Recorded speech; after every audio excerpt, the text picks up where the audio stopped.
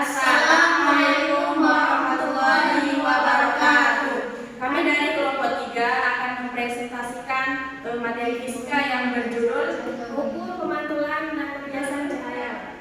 Langsung saja, kami dari kelompok 3 akan mempresentasikan materi fisika yang berjudul Hukum Pemantulan, Pembiasan, dan Sinar Istimewa pada Cermin dan Lensa. Saya atas nama Aulia Farmatin sebagai pemateri 1 yang akan menjelaskan tentang pengertian pemantulan dan pembiasan cahaya. Jadi, seperti yang kita lihat di sini, pemantulan cahaya merupakan perubahan arah ramban cahaya ke arah sisi medium asalnya setelah bergerak antara dua medium. Dan pembiasan cahaya adalah peristiwa penyimpangan atau pembelokan cahaya karena melalui dua medium yang berbeda kerapatan optiknya. Jadi kurang lebihnya seperti itu. Penyampaian materi kedua yang disampaikan oleh saudari Uyainatul Waria.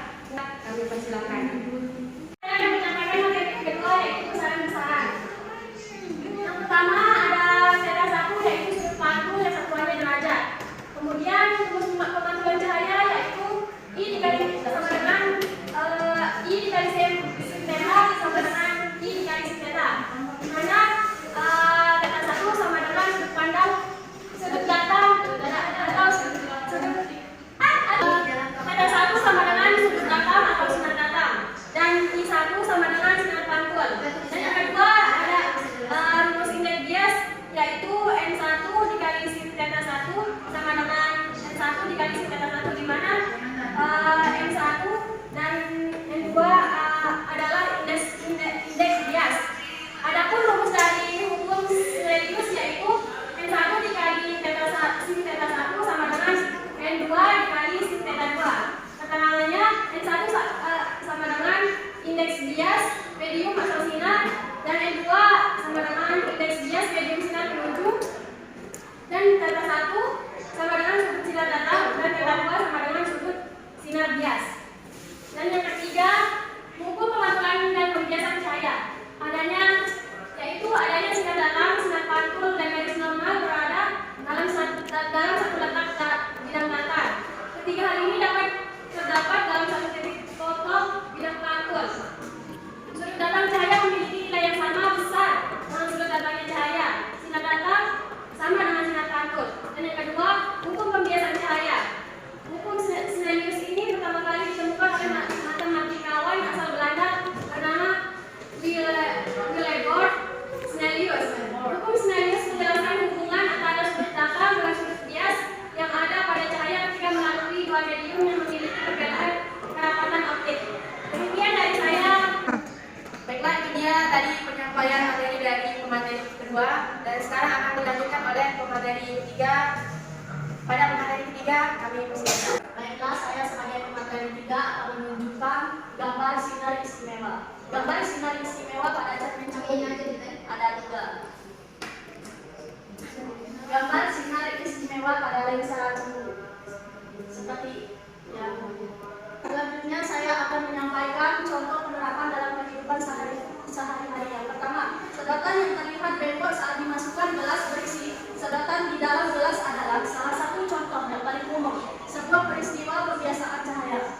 Biasanya sedotan jika dilihat dari luar gelas terlihat bengkok atau ketika masuk ke dalam air yang ada di dalam gelas. Hal tersebut bisa terjadi karena cahaya yang berasal dari udara yang bersifat tidak rata menuju air yang lebih rapat, sehingga cahaya tersebut dibiasakan menjauhi garis normal di dalam gelas berisi air.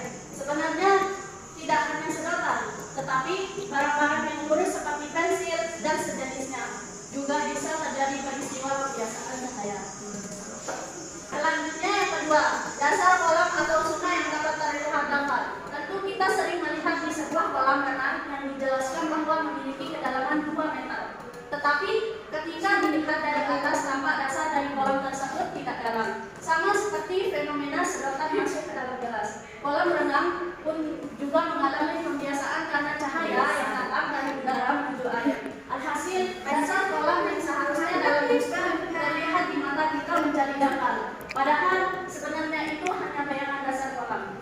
Yang ketiga, peristiwa